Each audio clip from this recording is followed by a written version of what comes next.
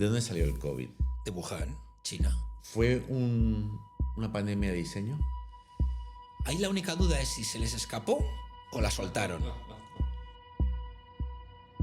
Ahora mismo estamos en una guerra fría entre Estados Unidos y China. Uno de los capítulos finales que yo he visto de esta guerra entre China y Estados Unidos ha sido, por un lado, la crisis del fentanilo, que es una droga que afecta a 20 millones de habitantes de los Estados Unidos, que les convierte en zombie. Y luego, no solamente todo el tema del fentanilo, sino incluso las redes sociales. Porque yo le recuerdo también a nuestros oyentes, el TikTok que se ve en Europa lo sigue dominando China. Lo que va haciendo China de alguna forma es metiendo su cultura, sus principios, sus valores, que no son los occidentales, son muy diferentes en nuestra cultura. El problema es que China se está haciendo con el control de las principales cadenas de suministro de Occidente. China, cuando quiera, puede bloquear el mundo. La única cosa que no produce China, y ahora está fastidiada, es petróleo. Los dos últimos conflictos de los últimos 6 meses, es decir, cuando... Por el petróleo.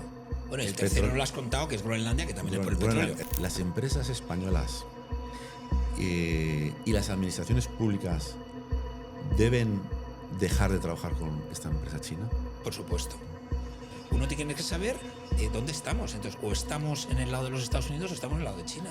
A partir de ahí, bueno, tú ves China construyendo centrales nucleares, India construyendo centrales nucleares, vamos, y nosotros haciendo el panoli, ¿no? ¿Hay una agenda oculta en el apagado de centrales nucleares? Sin duda, o sea, yo creo que la hay, ¿no? ¿Y cuál es? ¿Quién asesinaba a ingenieros para que no hubiera energía nuclear? La banda terrorista ETA. Pues oye, si ETA está en contra, yo estoy a favor. Hablo mucho de energía, porque es el principal elemento de poder de cualquier país. Si no eres competitivo en energía, si no tienes capacidad de acceso a energía, no tienes acceso a nadie.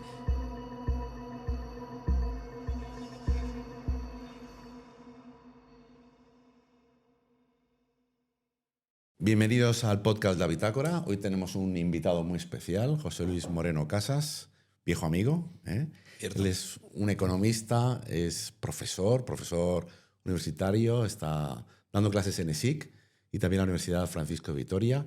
Y ahora está de actualidad porque ha sacado un libro que se titula Geoeconomía Estratégica. Voy a enseñarlo aquí al plano, ¿vale? Para que si os interesa. Dejaremos después en la descripción del vídeo del podcast un enlace para que podáis verlo y si queréis adquirirlo. Y que ha sido prologado por Daniel Lacalle y con epílogo de Judith Arnal. Son 65 casos de estudios transformadores del orden mundial. Básicamente este podcast, esta entrevista que vamos a tener contigo, José Luis, vamos a tratar de geoeconomía estratégica. ¿Y por qué has escrito este libro? Si quieres, para empezar a hablar, ¿por qué no nos lo introduces? Bueno, lo primero, muchísimas gracias, César, por darme la oportunidad de poder hablar de mi libro, ¿no? Haciendo un poco la broma, ¿no? Escribir un libro es fácil, tiene sus complicaciones, pero es fácil. Que te lo publiquen es más complicado. Buscar un editor, encontrar un editor. Yo he tenido aquí la suerte de encontrar el editor ESIC, que es la universidad donde yo imparto clases a directivos de empresas, de compañías, de multinacionales, sobre estos temas. Empecé dando clase de macroeconomía. Yo veía que los directivos, jóvenes directivos en general, pues el tema como que, no voy a decir que les aburría, pero bostezaban en las clases un poco. Y entonces dije, voy a contarlo de una forma distinta. Voy a contarlo con casos prácticos, con noticias. Y al final esto acaba en el libro. Es decir, son 65 casos que son de diferentes clases, donde yo he ido contando pues cómo la hegemonía política, la hegemonía económica evita en muchos casos la guerra, en otros la produce, y cómo a lo largo de la historia pues, la economía se ha utilizado como arma política, ¿no? De ahí la palabra geoeconomía, que es un mix entre la geografía y la economía. Luego lo vamos a ver, ¿no? Pero en general, donde hay recursos, donde hay estrechos, que luego lo haremos, donde hay puntos de contacto, es donde se produce la mayor concentración de seres humanos y donde ha habido más conflictos o donde ha habido más lucha por el poder, ¿no? Y eso es un poco de lo que trata el libro. La parte final del libro habla de los diferentes tipos de poder, poder blando, poder duro. Ahora mismo es de actualidad tanto el poder duro como el poder blando, como hay gobiernos y países que ejercen más uno que otro, aunque luego por detrás son más de una cosa que de otra, pero bueno, ya lo iremos hablando a lo largo de la charla. Y te reitero el agradecimiento. Igual que el agradecimiento, lo has comentado tanto a Daniel Lacalle como a Judith Arnal, los dos doctores en economía, personas brillantes de las que he aprendido mucho y que son amigos. Entonces les agradezco mucho que me hayan hecho de sándwich. Quizás es en los sitios donde el pan es más útil que el relleno. Que el ¿no? relleno, el relleno. Eres tú. ¿Y qué tal está yendo la difusión? ¿Está teniendo buena acogida el libro? En España se lee poco, eso hay que verlo, pero se lee. Es un tema de actualidad. La primera edición ya se ha vendido se ha terminado en dos meses y ahora estamos ya con la segunda reimpresión, que es una buena noticia porque también hay un club de los libros que nunca pasan de la primera edición. Exacto, Entonces ya hemos pasado al club de la reimpresión, de la segunda edición, que te hace ilusión. Fenomenal. Y en Amazon va bien, en la propia editorial está vendiendo, está en todos los sitios, está en muchas librerías. Qué bien, nada más. Plena actualidad, absolutamente, ¿no? Sí, la verdad es que en la portada viene una bola del mundo con el continente americano, pero casi tenía que haber puesto la cara de Trump, porque la verdad es que Trump ha puesto la economía de actualidad. Antes quizás teníamos que haber puesto la de Xi Jinping, que es un poco el primer país que ejerce la economía en este nuevo mundo, de nuevo orden mundial. Claramente es China, y ahora lo iremos contando, pero desde que Trump ha venido en segunda presidencia, pues esto es una explosión de la geoeconomía por todos los lados. Ya no hablamos de nuevo orden mundial, sino de nuevo desorden. Mundial. Bueno, vamos a ir entrando en faena. En el libro, pues una de las cosas que haces es citar, ¿no?, a Ortega, ¿no? Que hay una frase que es literal, ¿no? No sabemos lo que nos pasa y eso es precisamente lo que nos pasa, ¿no? Afirmas que estamos en un cambio de era, no en una era de cambios. ¿Por qué piensas que el orden liberal que hemos vivido desde finales de la Guerra Mundial ha desaparecido definitivamente y no es una crisis temporal o pasajera? Lo primero, me encanta la cita de Ortega y Gasset, que es de hace muchos años, pero de total actualidad, y que de alguna forma describe que muchas de las personas que ven qué pasa en el mundo no entienden qué es lo que está pasando realmente. Y ese es el problema, que nunca se han preparado para lo que iba a pasar, que eso lo vamos a ver. Orden liberal. Bueno, aunque lo hemos llamado orden liberal, realmente no era orden liberal, era una hegemonía estadounidense. Exacto. Apoyada por los países europeos, que éramos sus más fieles aliados y que a cambio, como diría Trump en sus palabras, le gorroneábamos la seguridad. Europa tenía el gas más barato de Rusia, tenía el comercio más barato con China y tenía la seguridad más barata con Estados Unidos. Y esto se nos ha acabado. Esto de alguna forma caracteriza el fin de ese orden liberal, ¿no? Ahora mismo hay más potencias. Está Rusia, está China. China es una potencia emergente brutal, es un hegemón. Pero también tenemos a Turquía, también tenemos a Australia, tenemos a Canadá, tenemos a Brasil. Es decir, hay muchos países cuya opinión cada vez es más importante. Y por eso, de alguna forma, yo digo que ese digamos, orden liberal, como se llamaba antes, se ha terminado. Y luego el respeto a las normas internacionales, ¿no? A mí me hace gracia siempre que los que defienden siempre las normas internacionales son aquellos países que nunca jamás las han cumplido en sus propios terrenos. Entonces, ahí, bueno, cuando se queja China o se queja Rusia de que no se cumplen las normas internacionales, son los primeros que las incumplen en su propio territorio. O sea, que lecciones las justas, ¿no? Bueno, en el libro, una de las cosas que hablas defines la geoeconomía como la lógica de la guerra encontrándose con la gramática del comercio. Pensando en la gente que nos está viendo ahora, ¿cómo explicas a los que nos están viendo que las decisiones que se toman en Pekín o en Washington afectan al precio de cualquier producto, de la barra de pan, de la hipoteca, del depósito de gasolina? Esa pregunta ahora mismo es muy fácil de responder porque uno enciende la tele y ve Hormuz. Sí, entonces, claramente las decisiones que está tomando en este caso Estados Unidos, Irán, China, Pakistán, incluso Europa, que no está tomando ninguna, pues nos afecta al coste de lo que tú has dicho, ¿no? Porque por el estrecho de Hormuz pasa el 20% del petróleo, del gas, pero también pasan los fertilizantes, también pasa el gas helio y también pasan, bueno, pues entre otras cosas, el queroseno de aviación. Entonces, concretando respuesta a tu pregunta, pues eso nos está afectando al coste de los billetes de avión, sube el queroseno, suben los billetes y a la anulación de algunos vuelos que teníamos contratados para el verano, que no van a volar porque no son rentables. está afectando a la gasolina y el gasoil que ponemos en nuestro depósito. Ha subido porque, claro, hay más demanda, hay menos oferta, hay un shock de oferta, no hay oferta, con lo cual suben los precios, ¿no?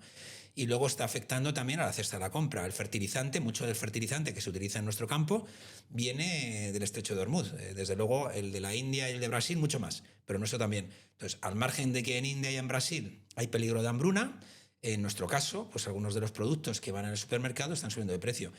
Las hipotecas lo mismo, es decir, es que esto va a afectar a los tipos de interés. Si la economía requiere una subida de tipos de interés, que es lo que está medio anunciado por el Banco Central Europeo, pues va a subir nuestra hipoteca, porque va a subir pues 0,50 mínimo, está anunciado los intereses. Pero es que también, si estamos comprando una vivienda, pues todo el material, como depende también de la energía, pues va a subir el coste pues, de los ladrillos, del cristal. O sea que realmente, cuando encendemos la tele, eso que pasa tan lejos, al final nos acaba afectando a nosotros. Entonces, lo que yo defiendo en mi libro, a través de casos, es cómo, no voy a decir aprovecharte, pero sí que esas oportunidades que te ofrecen estos cambios, tú estés preparado para tus inversiones. Bueno, no sé cuándo saldrá este podcast, estamos a primeros de mayo, saldrá en unos días, y has hablado de Hormuz, ¿eh? Hoy está bloqueado. ¿Tú qué previsión? Porque estamos con este impasse desde que se desencadenó la guerra Estados Unidos contra Irán, pues claro, no sabíamos que iba a tener esta salida con el bloqueo del estrecho, que está, como has dicho tú, y además un caso clarísimo de cómo impacta a nivel mundial un estrecho tan pequeño. ¿Tú tienes alguna previsión? Ya sé que es difícil sacar la bola de cristal. Bueno, pero lo primero, te voy a contestar como decía Galbraith, ¿no? Que era un economista que decía que la profesión de economista, cuando hace predicciones, hacía noble a la profesión de los astrólogos, cuando basaban en las estrellas sus predicciones. Entonces, con esto lo que te quiero decir es que lo que te voy a decir a continuación es lo que yo creo que desde el punto de vista racional debería de pasar. Es verdad que lo que yo estoy viendo las últimas semanas que está ocurriendo en Hormuz es todo menos racional. Todo apunta a que va a haber un acuerdo, porque en el fondo tanto Estados Unidos como Irán salen ganando con el acuerdo de paz. Como sabemos, las últimas semanas esto se ha movido desde voy a destruir totalmente tu civilización hasta vamos a ver si llegamos a un acuerdo, ¿no? Entonces, yo creo que lo último que yo he escuchado hoy, mes de mayo, es que ya incluso hay un borrador encima de la mesa de acuerdo, ¿no? Entonces, ¿cuál va a ser el acuerdo? El acuerdo que busca Estados Unidos es desmantelar el programa nuclear de Irán. ¿Y con eso es suficiente para ellos? Absolutamente suficiente. Es decir, ¿y cuál es mi previsión? Que seguramente me equivocaré. Se pedirá probablemente a otro país, un tercero, que todo pega, que puede ser Pakistán o China, que sean los que recogen esos 400 kilos de uranio enriquecido al 65%, que es lo que claramente no es para energía nuclear, es para una bomba atómica. Y entonces, a partir de ahí, cuando entreguen los iraníes estos kilos de uranio enriquecido, pues a partir de ahí se podrá seguir hablando pues, de cese de sanciones, ayudas económicas, reconstrucción y, por supuesto, apertura del estrecho de Hormuz. El calendario, pues por un lado tenías Estados Unidos, que tiene elecciones en el mes de noviembre. A Trump no le interesa ir a esas elecciones con esto abierto porque está influyendo en la cesta de la compra, en la inflación y en el cabreo de sus posibles votantes, los famosos MAGA.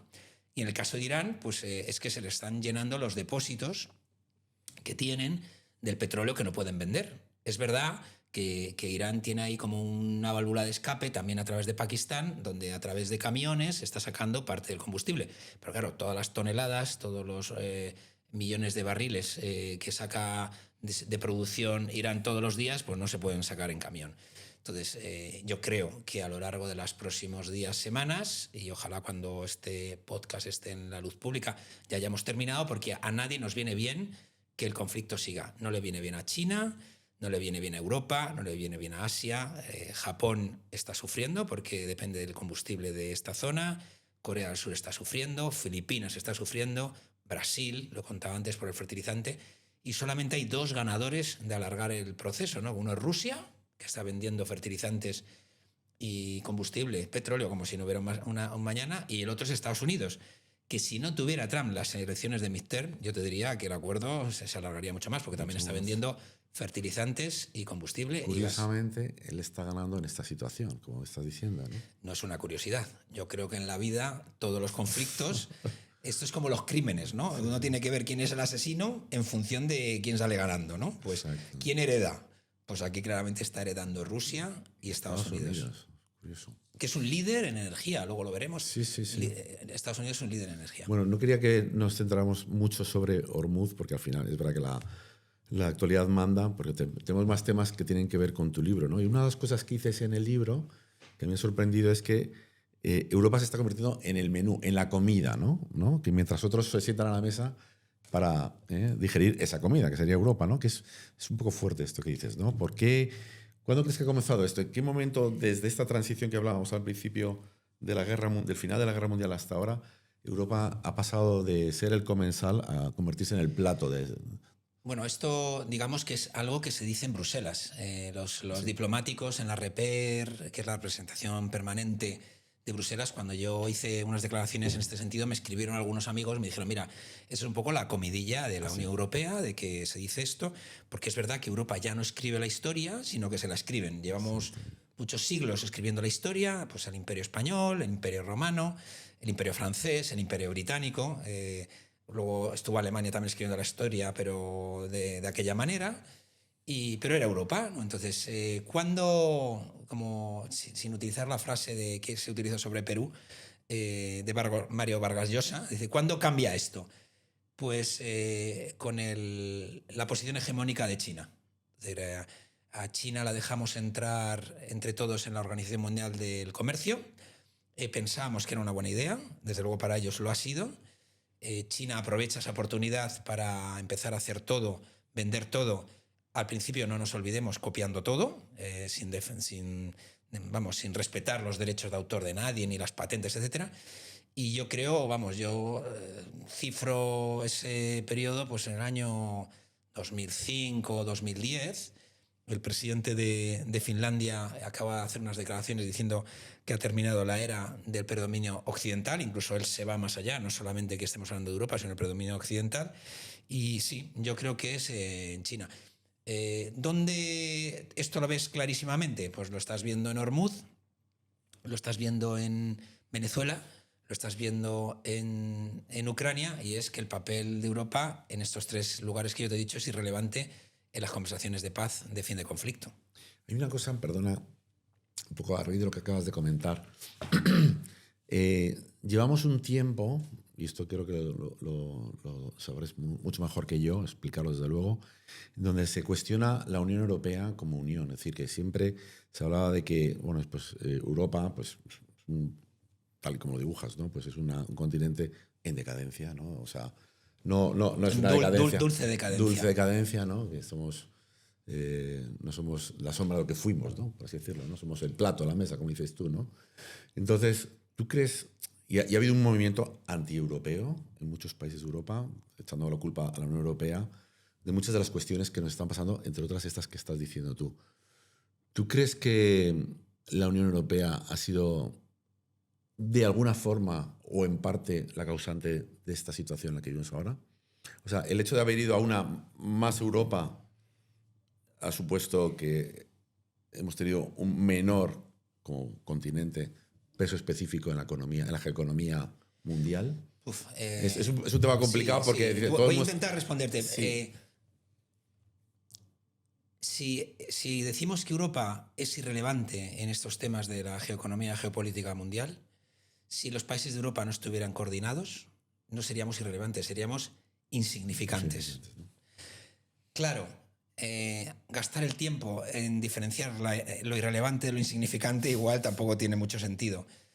Pero en general, Europa es, por un lado, un lugar geográfico donde han ocurrido muchas cosas durante muchos siglos, donde ha habido grandes líderes mundiales que han dominado la Tierra, literalmente, algunos españoles, o algunos representando al Imperio Español. Y ahora mismo eso no es una realidad, porque también otra de las frases que yo he cogido, en este caso de un coronel haciendo el curso de Defensa Nacional del Ministerio de Defensa, es que Europa ha construido un jardín botánico rodeado de un parque jurásico. Pero es verdad que es un jardín botánico lleno de libertades, donde hay servicios públicos de calidad, donde hay mucha cultura, mucha libertad, donde hay mucha capacidad de generar ideas, donde se vive bien, es decir, donde hay mucha cultura, lo he dicho antes, muchos museos, ese parque temático, ¿no? A mí me gusta Europa, yo soy europeo, entonces yo creo que lo que tenemos que hacer es ponernos las pilas, y ahí los informes de Draghi y demás, pues de alguna forma centran dónde tenemos que mejorar. Entonces yo no soy pesimista, soy realista, entonces yo creo que tenemos que activarnos. El primer lugar donde nos tenemos que activar es en la relación transatlántica, es decir, ahora mismo también esto se dice, ¿no? A veces ser enemigo de los Estados Unidos es un lío, pero ser amigo es todavía peor a veces. Entonces estamos en esa fase. Pero bueno, tenemos una oportunidad por delante, tenemos muchos valores. Cuando tú viajas por Europa te das cuenta de todo lo que nos une, ves la historia, ves esas personas y esas civilizaciones que han cambiado el mundo, es decir, empezando por Roma, ha habido otras antes, pero sin lugar a dudas para mí Roma es el punto de inflexión. Y bueno, ahí estamos. Vamos a ver cómo evolucionan los temas. Desde luego, echar la culpa a la Unión Europea me parece inadecuado, porque sí. realmente también gracias a la Unión Europea tenemos esas libertades de las que disfrutamos. Podríamos decir que estaríamos mucho peor si no estuviéramos en Europa. Es que no estaríamos, estaríamos totalmente desarticulados. Yo a veces, sobre todo en el mundo de la economía, ¿no? Yo pienso en la peseta y digo, es que si las veces que se hubiera devaluado la peseta, desde luego no hubiéramos el achuchón que nos dieron en el año 2012, si no hubiera sido por Draghi y el euro, no habríamos sobrevivido. Fíjate que todavía hay gente que reivindica tener una divisa nacional como esa suerte de soberanía que te permite jugar con la política monetaria y no depender de un... Mira, es un tema pero te voy a contestar. Que sale de forma recurrente, ¿verdad? Te voy a contestar, que nuestros oyentes y gente que esté viendo este vídeo piense si el Banco de España tuviera capacidad de devaluar o de imprimir más billetes de pesetas, que nos imaginásemos la inflación en España, ¿cuál sería, no? Ríete de algunos países que hemos visto, ¿no? Del otro lado del Atlántico, ¿no? Yo creo que la disciplina de un Banco Central Europeo es importante. Y luego te voy a contestar con una cosa importante, ¿no? En general, los nacionalismos, todos, son egoístas, menos uno, el nacionalismo europeo, que es muy generoso. Y yo creo que eso es lo que te señala que el camino es bueno. Porque el nacionalismo europeo, cuando uno dice que se siente europeo, se siente inclusivo, no está dejando a nadie fuera. Cuando uno dice que es nacionalista de lo que sea, siempre está dejando gente fuera, ¿no? Eso piensa yo. Hay una cosa con esto de la política monetaria. Estuve no hace mucho, ¿no?, con un embajador británico aquí en Madrid, perdón. No es el actual, ni tampoco el anterior, sino hace un poco más. Y hablaba, fíjate, con orgullo, esto lo digo un poco como contrapunto a lo que dices, de lo interesante y poderoso que era para un país, en su caso la libra, ¿no?, tener su propia moneda. O sea, decir, este es una... Yo estoy seguro que sí. Y él estaba como orgulloso. Esto te voy a decir, fue antes del Brexit, ¿eh? Sí, yo no sé si ahora después del Brexit, claramente, yo creo que no. Vamos, de hecho, la libra, el papel que jugó la libra hace décadas y el que juega ahora no es nada. Es decir, con todo mi respeto al Reino Unido y a la cultura británica, que admiro desde siempre, ahora mismo la libra es irrelevante en los mercados internacionales. Manda el dólar, luego el euro y ya no hay más. No hay más, ¿no? Ya no hay más. El renminbi, no. Bueno, vamos a seguir con una cosa antes de cambiar de tema, pero hay un término muy que yo lo veo muy interesante, que tú hablas del cuadrilátero mágico, ¿vale? O diagrama de Kaldor, para explicar la solidez de un imperio, ¿no?, que tiene como 4 vértices, que son divisa, energía, tecnología y demografía, ¿no? Y Estados Unidos es fuerte, domina esos 4 vértices.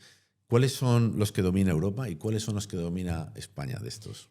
Bueno, tanto España como Europa estamos muy parecidos. Entonces, básicamente, la divisa, ahí vuelvo al euro. El euro es un referente para muchas transacciones internacionales. Los datos que se han publicado hace pocos días sobre transacciones internacionales en euro van muy bien. Es decir, y de hecho, algunos países que dejan de hacer sus transacciones en dólares cambian a euros. Les da a veces más garantías, pero el dólar sigue mandando. En energía y tecnología veo una voluntad de enmendarse, trabajando por esa autonomía estratégica a través de algunas fusiones transnacionales que vamos a ver y son necesarias. Cuando hablas de energía, compañías eléctricas, pues no tiene sentido que en Europa haya 30, 40 o 100 y en China haya 3. Es decir, para las inversiones que hacen falta en el mundo de la energía tiene que haber una concentración. Tu previsión es que va a haber fusiones de eléctricas, que como en el caso de España hay 3 o 4 que dominan. Entiendo que es igual en los otros países. Pero transnacionales. Pero transnacionales. Tiene que haber transnacionales. No tiene sentido, porque incluso en España tenemos algunas compañías muy importantes, grandes, pero piensa en esos países que tienen 3 millones de habitantes, 5 millones de habitantes, 2 millones de habitantes, ¿qué compañías eléctricas tienen? ¿No? Muy difícil de afrontar las inversiones que requiere Europa, ¿no? Lo mismo para todo el tema de la tecnología. Inteligencia artificial, tenemos que ver cómo nos alineamos, qué grado de independencia tenemos. Y luego nuestro punto más débil es la demografía. Es decir, no hacemos los deberes, no tenemos más hijos. Entonces, ¿qué hacemos? Importamos. Y importamos a través de la inmigración. Entonces, en la inmigración falta foco. Desde luego, en el caso de España lo estamos viendo con el proceso actual. Es decir, hay que ser selectivos. No vale que venga cualquiera. Tenemos que ser más selectivos con los que vengan, en este caso, a la Unión Europea, ¿no? Personas que tengan una cualificación, tenemos que atraer el talento. Tenemos que aprovechar que Estados Unidos ha renunciado a importar talento y nosotros poder atraer ese talento de la India y otros países que ya no pueden ir a Estados Unidos porque han subido los visados. Entonces, bueno, yo creo que tenemos una oportunidad. La inmigración es una buena solución. Japón, que no la utiliza, está al borde del colapso demográfico. Y eso es un problema. Entonces, pero en Europa y en España nos hace falta foco, ¿no? Hay que hacer apuestas por algunos países, por algunas procedencias, algunas titulaciones, algunas preparaciones, para garantizar que de alguna forma ese estado de bienestar que tenemos en Europa es sostenible. Sí, en el tema de la inmigración te quiero hacer 2 cuestiones. La primera es el proceso actual de regularización de todos los inmigrantes que tienen aquí ya una fase de arraigo. ¿Está siendo la adecuada, sí o no? Esa es la primera pregunta que te voy a decir. Pues vamos a ver, a mí me da miedo que no se estén revisando los papeles adecuadamente.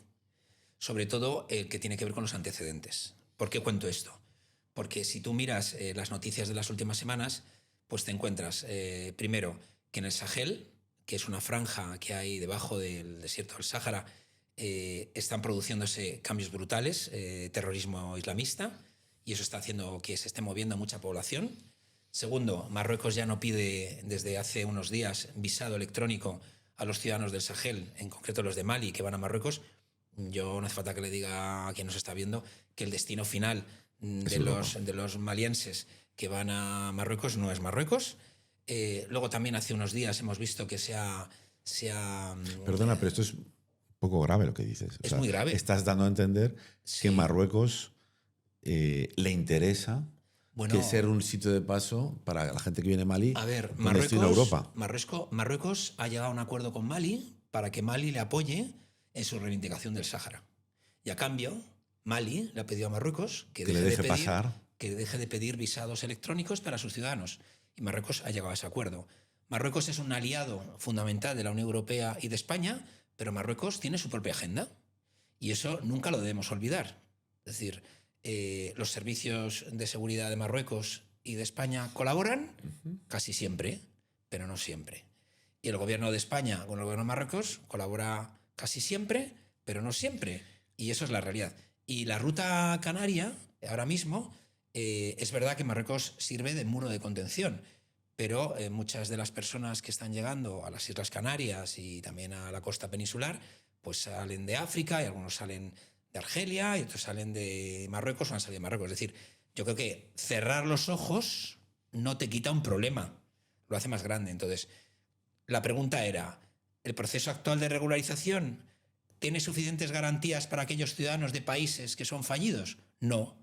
Es decir, cuando tú estás pidiendo un certificado de antecedentes penales, si lo que te dan es un papel falsificado y tú no puedes comprobar con el país de origen, porque es un estado fallido, que esa persona tiene antecedentes penales, esa persona se te puede colar en tu país con antecedentes penales. Es decir, hay muchas personas que vienen del Sahel que tienen experiencia de guerra y edad de combatiente.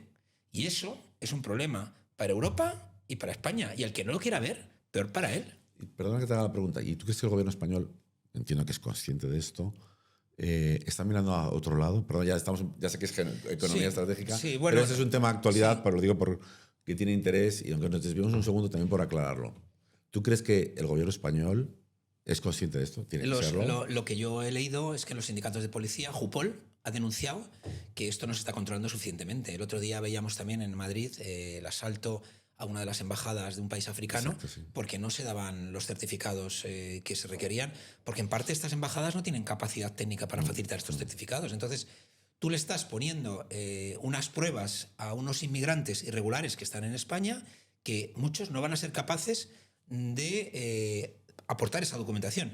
Lo que yo le pido al gobierno es que aquellos inmigrantes irregulares que no aporten la documentación que tenemos que comprobar, pues simplemente que no les regularicen, es lo único que pido. Y aquellos que sí que la aporten, sí, porque para nosotros es muy importante, por razones de prudencia, por razones de seguridad, que tengamos un control de entrada de las personas que van a ser nuestros convecinos, ¿no?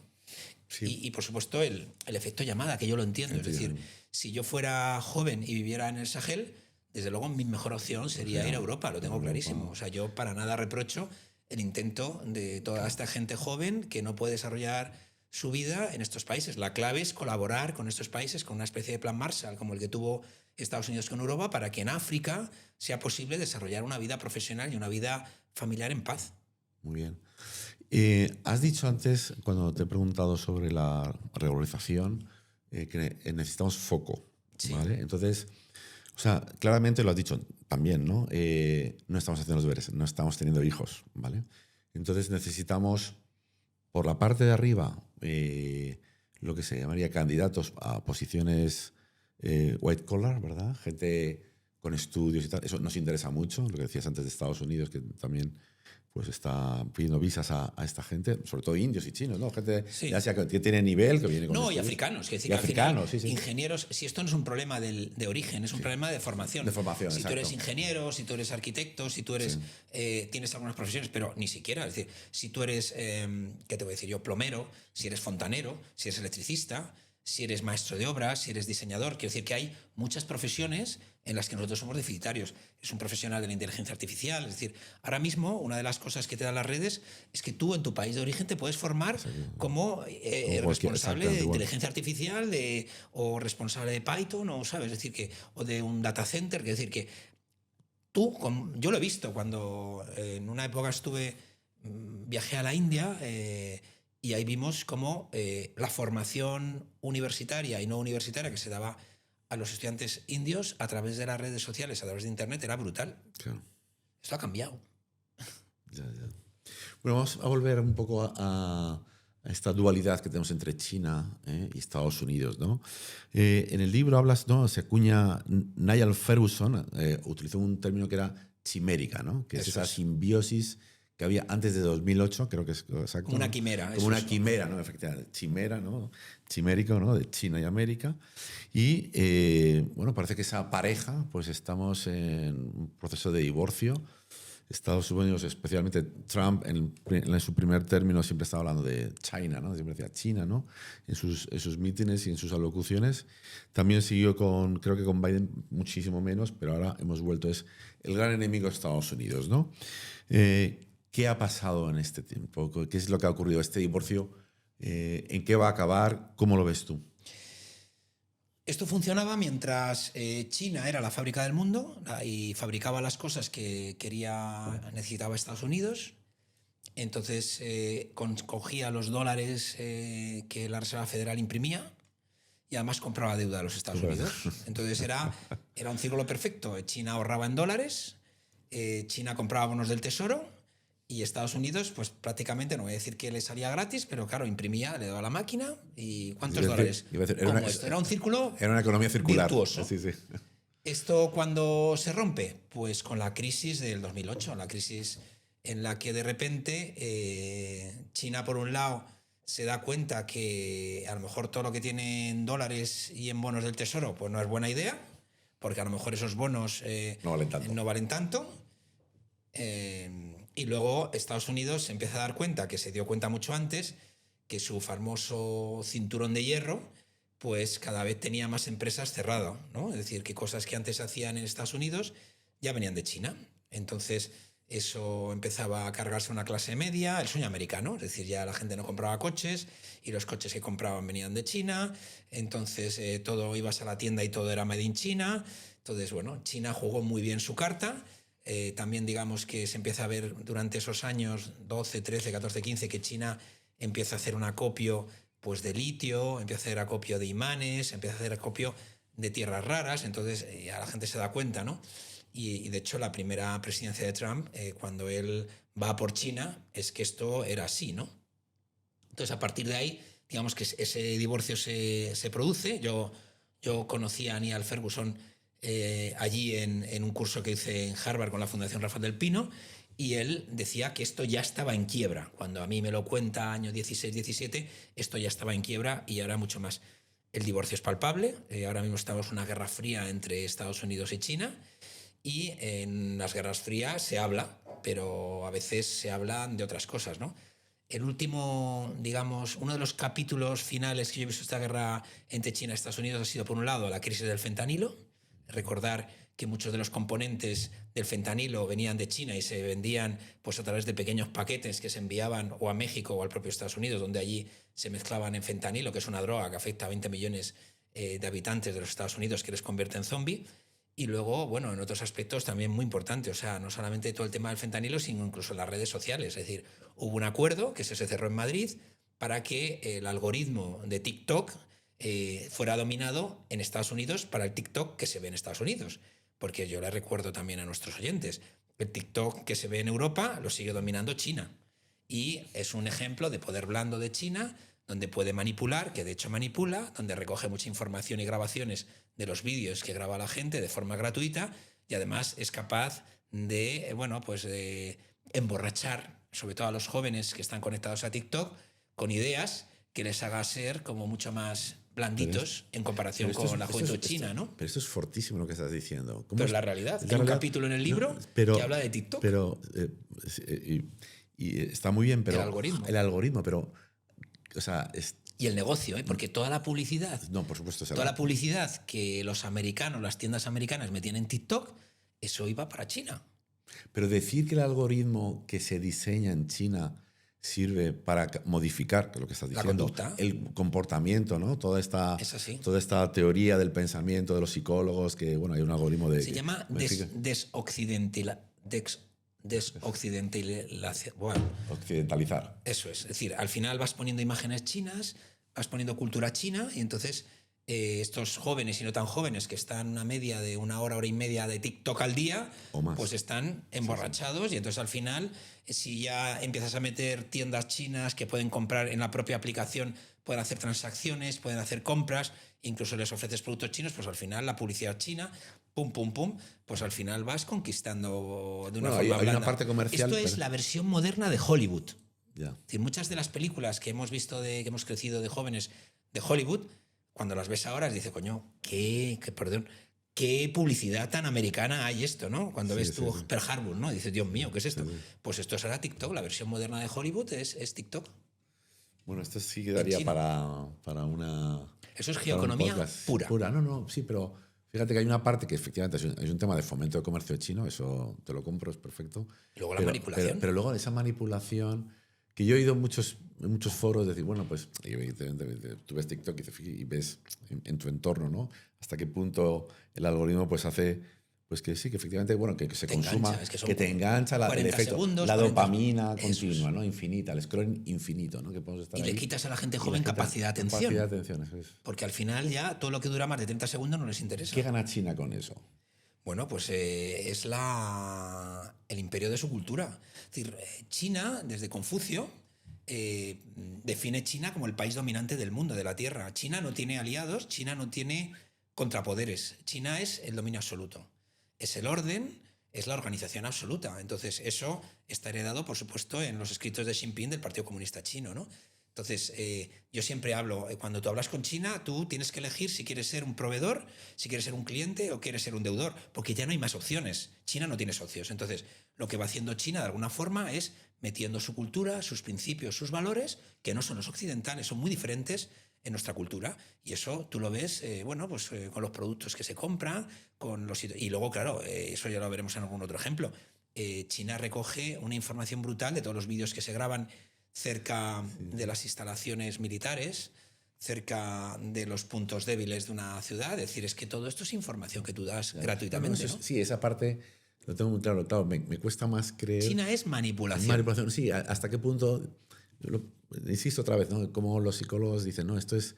Se quiere ir al núcleo de la juventud. ¿Tú te acuerdas del coronavirus, no? Sí. Que cuando empezamos a ver las imágenes de China decíamos, esto no va a pasar en Europa. No, exacto. ¿Y pasó? Sí.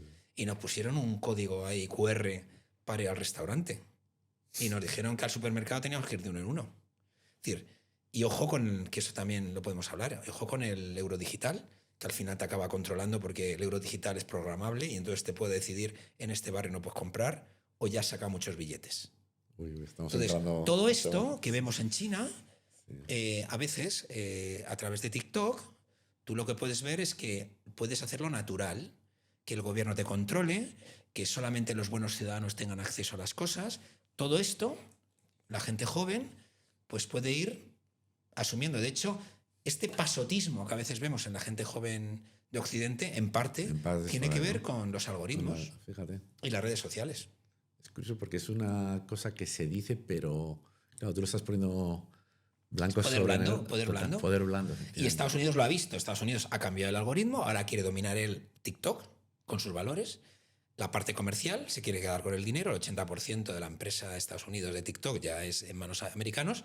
Y luego, bueno, pues toda la parte, digamos, de publicidad de anuncios, que casi todos eran de anuncios de empresas americanas, se tiene que quedar en Estados Unidos y pagar impuestos en Estados Unidos. Esto sí que es otra guerra totalmente. La guerra. Es la guerra. Mira, hay una cosa de lo que has dicho que has sacado el tema del COVID. Sí. Y luego vamos a hablar también de la moneda digital. El COVID. O sea, ya no sé la cantidad de veces que oía a Donald Trump hablando del virus chino, que nació en Wuhan, ¿no? ¿Tú crees, y perdona que entre aquí en la conspiración de la última década, ¿de dónde salió el COVID? De Wuhan, China. ¿Fue una pandemia de diseño? Ahí la única duda es si se les escapó o la soltaron. Pero que claramente es un virus que ha dañado el mundo entero por todos los sitios, clarísimamente. Tiene más pinta que se les escapó, porque ellos también pagaron con muchas vidas y con muchas muertes el virus. Pero da la sensación de que ellos se pudieron preparar un poquito mejor que nosotros. De hecho, vendieron un montón de mascarillas, ¿no? Que ahora también está de moda las mascarillas, ¿no? Vendieron un montón de mascarillas hechas en China, ¿no? Fue una responsabilidad. Pero vamos, esto, si me permites, a otra pequeña escala, es como cuando empezaron a morirse los jabalís en Cataluña. Y justo al lado de donde estaban muriéndose los jabalís había un centro de virus. Pues es que es lo mismo, los virus los carga el diablo. En este caso, un diablo chino. Y luego has dicho otra cosa que me parece muy interesante, que es el tema de la moneda digital. Un horror. Es una forma de dominar a la población, de acabar con nuestra libertad libertad digital. Pero hay un digital, discurso actual que lo defiende. Todo y falso. Todo falso. Está bastante extendido. O sea, yo es una cosa porque, tal y como te lo dicen, o sea, son todos beneficios. El efectivo está muerto. Siempre, claro, ya. Tal. Pero durante el apagón estuvo muerto el efectivo. No, sí, la gente se acuerda perfectamente lo que pasaba si no tenías efectivo cuando hubo el apagón, ¿no? Sí. Que por supuesto puede haber otro apagón, que como bien hemos comentado puede ser involuntario o puede ser un ataque de ciberseguridad. Entonces, ¿qué pasa? Que entonces, como no tienes dinero, no puedes comprar nada. Acordaros del apagón, es decir, no funcionaban los cajeros, no funcionaban las empresas, no solamente podías pagar en el pequeño comercio que te fiaba porque te conocían. En el resto, ahí no se pudo hacer nada. Entonces, yo creo que se confunden quienes creen que la moneda digital va a representar una mayor libertad. Justo al contrario, ya tenemos las tarjetas de créditos, ya tenemos Bizum, ya tenemos las transferencias, ya tenemos las criptomonedas, tenemos un montón de alternativas al dinero en papel. Ya tenemos las stablecoins en euros y en dólares. Es decir, quien no quiera pagar en efectivo tiene alternativas. Pero ¿y los que queremos seguir pagando en efectivo? ¿Qué alternativas me dejas? Y luego, no nos equivoquemos, es decir, hay mucha gente pues, que no está bancarizada en nuestro país y en otros países. Y luego el rastro, ¿no? Es decir, ¿por qué cuando una persona compre un libro como este, tiene que saber alguien que lo ha comprado. Porque una persona, cuando ve una película en el cine, tiene que saber alguien a qué cine ha ido, o qué come, o dónde viaja. Es decir, yo creo que esa información, la libertad que te da el efectivo, la moneda fiduciaria, sobre todo si es creíble, el euro o el dólar, no te la da nadie. Y no hay ninguna duda de que si sigue empeñándose la Unión Europea, Banco Central Europeo, en hacer el euro digital, lo que va a conseguir es la dolarización de la economía europea, porque ahí no va a haber dólar digital. Entonces, ¿qué van a hacer muchas personas? Pues muy fácil, me cambio la cuenta a dólares en un banco americano. O a libras, un banco inglés. Es interesante esto, porque tú entonces... Hay que diversificar. Tú prevés que si llegáramos a un euro totalmente digital, se aceptarán los dólares como alternativa. Sin lugar a dudas. Las monedas de oro, las monedas de plata, los diamantes, los dólares, vamos, fíjate, sin lugar a duda. Es decir, quien piensa, porque ya lo vimos durante la pandemia, es decir... Ya. Bueno, pues cuando cerraron los restaurantes en Francia, ¿dónde venían los franceses? A España, porque estaban abiertos. Cuando cierren el euro, ¿dónde van a ir los ciudadanos del euro?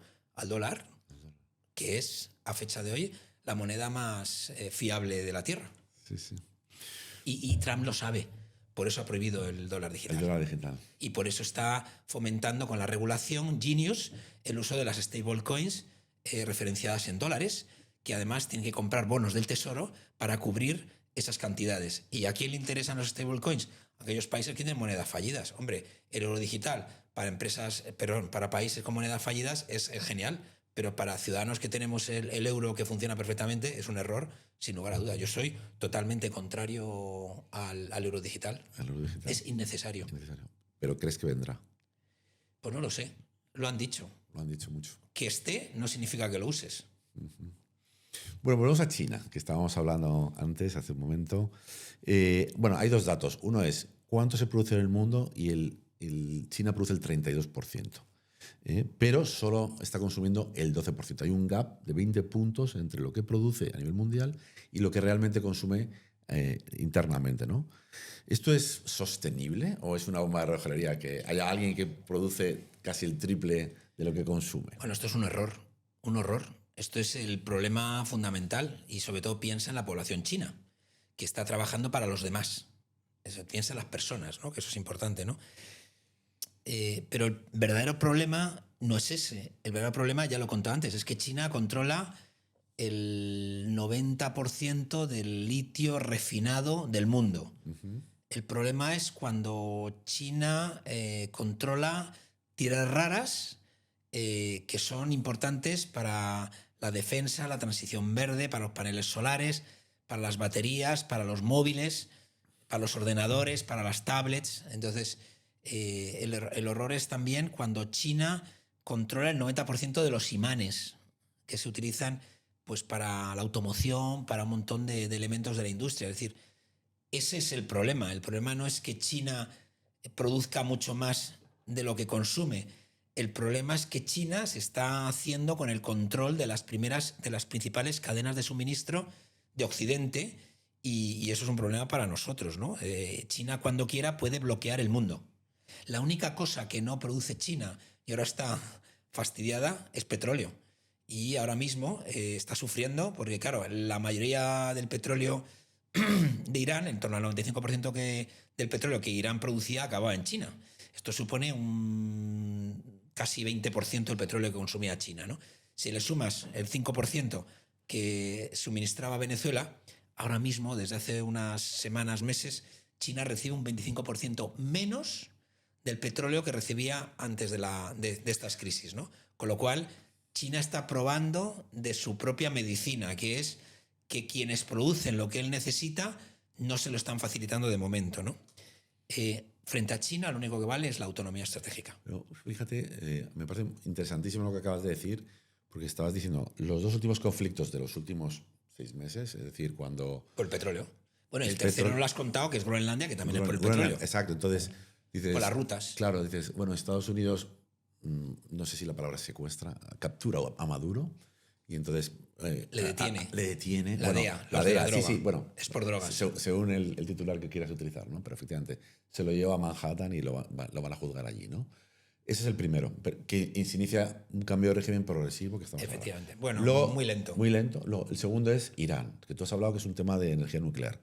Pero la política que va por es exactamente esta que acabas de decir. Yo creo que en la caja pues hay un tic que pone energía nuclear y el segundo es petróleo. Sí. El otro día me preguntaron en una entrevista, dice, es que siempre es el petróleo. Digo, sí, siempre es el petróleo. Siempre la energía, siempre lo ha sido. La energía ha sido fuente de conflicto toda la vida. Pero con este acuerdo que está a punto de ser firmado, esperemos, en Hormuz, para desbloquear Hormuz, va a haber un efecto. Es decir, ¿será normal que de alguna forma el petróleo iraní siga teniendo como destino China o no? ¿Tú cómo lo ves eso? Si China recoge el uranio enriquecido y lo pone a recaudo, pues sí. Si no, pues no lo sé. O sea, que es parte del acuerdo. Seguramente. Yo no conozco el acuerdo, pero tiene sentido que esté todo junto ahí, ¿no? Sí. Igual que tiene sentido que de alguna forma Pakistán, que es el principal beneficiado ahora del petróleo de Irán, esté jugando el papel que está jugando también, ¿no? Vale. Bueno, cambiamos brevemente de tercio, ¿no? Porque estamos hablando de, pues desde que volvió en el segundo término de Trump, el tema de la política arancelaria, bueno, que tú entiendo que eres liberal y que estás en contra de los aranceles. Completamente en contra de los aranceles. Y ahí es una de las cosas que sorprende, ¿no? Porque, claro, tú dices en tu libro, ¿no?, que Estados Unidos va a perder más que China con esta guerra arancelaria, ¿no? Está perdiendo más. Está perdiendo la guerra arancelaria. La guerra arancelaria. ¿Por qué? Vamos a intentar ver el racional que tiene Donald Trump para impulsar esta política arancelaria. Y más que nada por poner en contexto, los Estados Unidos tienen un público normalmente de derechas, que en parte es liberal, libertario, por así decirlo, y luego en parte también ese público MAGA que tú comentabas, que no quiere meterse en problemas, en conflictos exteriores. Pues fíjate. Y no, exacto, ¿no? Aunque se ha metido y de hecho esa parte de ese público está en contra de Trump por ese tema. Y luego, pues que una de las cosas que en las campañas electorales de los republicanos, de Donald Trump, que decía, vamos a penalizar con aranceles todos los productos que vienen de China para proteger el objetivo proteccionista de esto. ¿Se está consiguiendo esto? Porque además luego ves a Donald Trump, que yo le he seguido la trayectoria de los últimos 30 años, me he leído varios de sus libros y tal, y he visto muchas entrevistas de etapas anteriores. Él es el típico empresario que es un liberal absoluto, como podría ser tú. Y entonces entra en esto. Esto es una de las cosas que hablo con unos y con otros. Bueno, vamos a ver. ¿Qué es lo que pasa ahí? Primero, a Trump hay que hacerle caso en lo que dice, pero nunca literalmente. Entonces es verdad que Trump tiene muchas contradicciones. El programa republicano que Trump lleva a las elecciones, con el que gana, promete varias cosas, ¿no? Una, que no se va a meter en conflictos internacionales, eso lo ha incumplido claramente, no hay más que encender la televisión y verlo. Y la segunda, que va a dar prioridad a las empresas americanas que producen en territorio americano, entendiendo por empresas americanas las que producen dentro de Estados Unidos y dan empleo dentro de Estados Unidos. Y esa es la parte que él quiere hacer con respecto a los aranceles. El déficit de Estados Unidos con respecto al exterior es brutal, es decir, prácticamente no logran colocar casi ningún producto, sí servicios, pero no productos, fuera de Estados Unidos, pero consumen un montón de productos de todo el mundo, básicamente por dos razones. Una, porque los salarios en Estados Unidos son más altos, y porque de alguna forma bueno, pues la especialización de los países pues hace, y además en otros casos pues también digamos en la climatología, hace que las aceitunas españolas sean más ricas que las aceitunas de los Estados Unidos, y que el aceite de oliva español sea más rico que el aceite de oliva americano, y así podríamos seguir. Es decir, esto que lo ha entendido todo el mundo, pues parece que Trump le cuesta entenderlo, ¿no? Entonces, a partir de ahí, el día, me parece que fue el día del caos de los aranceles, sacó ahí las tablas de la ley poniendo aranceles a tutiplén, basados más en los déficits acumulados que en la realidad, y ha creado un caos brutal, ¿no? El último caos que ha creado ha sido, después de llegar a un acuerdo con la Unión Europea, pues ahora poner aranceles a los vehículos que se hacen en Europa, poniendo el arancel de los vehículos europeos por encima de lo que le ha puesto a otros países como Japón o que le ha puesto, por ejemplo, al Reino Unido, ¿no? Que está en torno al 10-15%, y Europa lo ha subido al 27,5%. Bueno, esto es un caos. Está perdiendo esa guerra, claramente. Europa, pero es verdad que tiene un mercado interno muy grande y ellos pues, pueden luchar o defender cierta autarquía, aunque eso va en contra de la innovación y eso también lo veremos, ¿no? Pero frente a esto, pues Europa ha ido firmando el acuerdo de Mercosur, un acuerdo con la India, está hablando con México, está hablando con Australia, está hablando con Canadá, es decir, al final el resto del mundo, así como en otros ámbitos, Europa tiene cosas que aprender, desde luego en comercio internacional Europa está dando una lección, ¿no? Entonces, bueno, pues esto, digamos que el intercambio es la clave. Mientras hay intercambio entre países de Europa y otros países, eso será positivo, pero a veces, como pretendía Trump, bueno, yo a Vietnam, para comprarle sus zapatillas de deporte, le voy a colocar un avión que construimos, pues es que Vietnam decía, yo es que no necesito ese avión que tú me vendes, ¿no? Entonces, bueno, el comercio mundial es muy complicado y pese a que Trump y otros países se lo quieren cargar, sigue funcionando a nivel mundial. Yo soy un creyente del comercio mundial, ¿no? Y luego hay un término que se llama interdependencia armada, que es cuando tú acabas comprando los productos de determinados países porque estás obligado, o bien por las relaciones que tienes, o bien porque estás en un entorno. Esto se ve clarísimamente cuando antes estaba el Comecon, este famoso de los países comunistas, donde al final tú, aunque comprabas las tijeras de Alemania del Este, luego no las usabas porque no cortaban, ¿no? Bueno, pues todo esto. Entonces, esas relaciones internacionales basadas en la coerción a largo plazo no funcionan. Entonces, yo creo que, de hecho, bueno, los tribunales, sabes que se han cargado los aranceles, y luego recuerdo también a los oyentes que los aranceles los pagan los países que los ponen. Es decir, todas esas cantidades de aranceles que dice Trump que ha recaudado, esos son nuevos impuestos que ha puesto a los ciudadanos de su país. Y esto, yo estoy en contra de los impuestos. Y para mí sería un error que Europa aplicase el famoso bazooka. Es decir, nosotros, si compramos cosas a los Estados Unidos es porque las necesitamos. Subirlas de precio lo único que va a hacer es hacer menos competitiva nuestra economía. A ver si al final resulta que lo que vamos a subir de precio son los chips de inteligencia artificial, de Nvidia, y nos vamos a cargar la transición a la inteligencia artificial porque ponemos muy caros los chips que nos venden los americanos. Ojo con estas cosas que las carga el diablo, ¿no? Mira, te voy a hacer una pregunta también de China y Rusia. La voy a dejar para luego porque antes, y ahora has vuelto a citarlo, el tema de las tierras raras, sí, el litio, tan importante es todo este comercio. He llegado a leer incluso que en España hay tierras raras, sí, y no se están extrayendo. O sea, sí, ¿qué está pasando con este asunto? Te voy a explicar. Las tierras raras, que tienen unos nombres irrepetibles, que parecen todos nombres del calendario de nombres ya a extinguir, ¿no? Neodimio, Prasio, sí, no sé qué, están en la tabla periódica algunas. Bueno, pues aunque se llaman tierras raras, no son raras.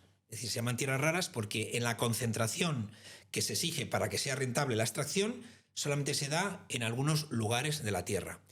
La concentración de las tierras raras para la extracción es más escasa que el petróleo. Entonces, básicamente se concentran muchas, igual que el litio, pues en el continente latinoamericano, algo en Australia, y luego hay una parte en algunos países de África y, bueno, y en Ucrania. Y ahora lo entenderás. Entonces, ¿las tierras raras son importantes? Pues son importantes para algunos sectores. Son importantes para los ordenadores que tenemos, para los móviles que tenemos, para toda la tecnología verde, para el armamento. Es decir, un F-35 de los Estados Unidos tiene 400 gramos de tierras raras en su composición. ¿Por qué son tan importantes estas tierras raras? Porque son una especie como son aceleradores de las funciones que tienen determinados metales. Entonces los hacen, son mejores conductores, son más resistentes, pesan menos. Entonces realmente son como si fueran magia para estos productos, tienen superpoderes, ¿no? Tienen superpoderes, efectivamente, tienen superpoderes. Entonces, claro, decirle a la industria avanzada que no puede contar con las tierras raras es un horror, ¿no? Porque los haces menos competitivos, ¿no? Pero es que hay un problema. ¿Por qué China tiene ese monopolio de gestión de las tierras raras?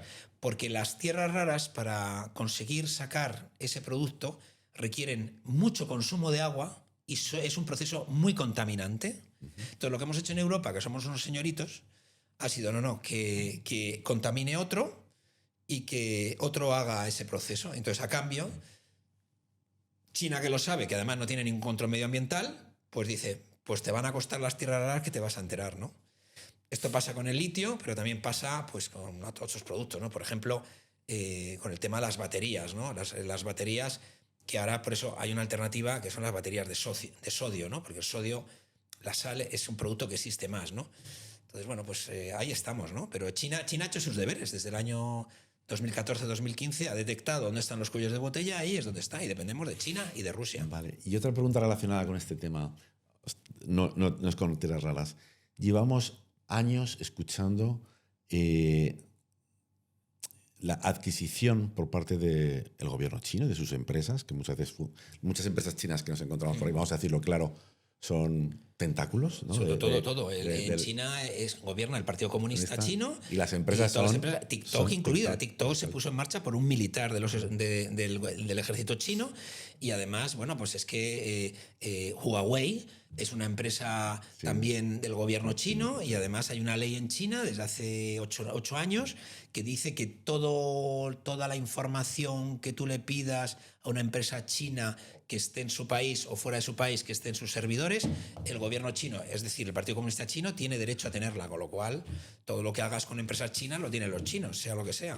Ya sé por dónde vas. Sí. Bueno, Huawei, te lo voy a preguntar luego, pero antes me gustaría cerrar el tema este de cómo, yo voy a muchos foros y entonces he estado con muchos embajadores, y entonces una de las cosas que te dicen, sobre todo en países africanos, creo que también en latinoamericanos, la cantidad de recursos, tierras, claro, minas, etcétera, que están adquiriendo los chinos a nivel global. Claro, eso es. Pero es que, por ejemplo, cuando hablamos de litio, están comprando minas de litio en Australia, minas de litio en Chile, minas de litio en países de Latinoamérica, es decir, incluso una mina que había en Galicia, también el gobierno chino una empresa china se ha intentado quedar con ella, está ahora en litigio, es decir, los chinos hacen sus deberes y entonces tienen una lista, y igual esto es como un brocanter, ¿no? Que va mirando y tú dices, cada vez que salga un Velázquez, tú me lo compras. Pues cada vez que sale algo de litio, tú me lo compras, y ese es el sistema. Porque lo gracioso es que China no tiene minas de litio en China, sino que adquiere el producto pues de Chile, de Australia, y entonces sí que tiene el monopolio del refino del litio. Exacto, lo tienen ellos. Sí. Mira, has comentado también de Huawei. Las empresas españolas y las administraciones públicas deben dejar de trabajar con esta empresa china. Por supuesto. Vamos, uno tiene que saber que cualquier cosa que pase por un servidor de una empresa china, no solamente Huawei, pero sobre todo Huawei, que es una empresa bárbara, que tiene unos precios, como me dice alguien del sector, son unos precios tan baratos que es que a veces parece que te están comprando, que te están comprando, ¿no? Entonces, pues al final, claro, que nosotros dediquemos servidores de la lucha antiterrorista o en contra de las bandas del crimen organizado para almacenar conversaciones, que pueda haber puertas traseras que tú sabes que existen, y esa información acabe en manos equivocadas o manos sin equivocar, pues me parece una torpeza. Y por eso el Congreso de los Estados Unidos y el Senado pues han llamado la atención, y ahí hay algunas decisiones que está tomando los Estados Unidos en contra de nosotros. Y luego pasa lo mismo en todo el tema de la ciberseguridad y el tema de la inteligencia artificial. Sí. Uno tiene que saber dónde estamos. Entonces, o estamos en el lado de los Estados Unidos o estamos en el lado de China. Entonces, ¿no? Las operadoras españolas de telecomunicaciones están subcontratando muchos equipos de Huawei. Entonces, claro, todas nuestras conversaciones en China. Seguramente las tuyas y las mías no son interesantes, pero las de otros seguro que sí. Claro. Me estoy quedando ojo plático. Claro. Sí, porque es que, pues esto, igual que los coches eléctricos, los coches eléctricos se pueden apagar a distancia también. Entonces, cada uno que compra un coche chino, pues sabe que un día pues, puede dejar de funcionar. Madre mía. Claro, el dominio, el poder de China es brutal. Entonces, ¿por qué compramos cosas chinas? Porque son muy baratas y son muy buenas, es verdad. Son muy buenas de calidad.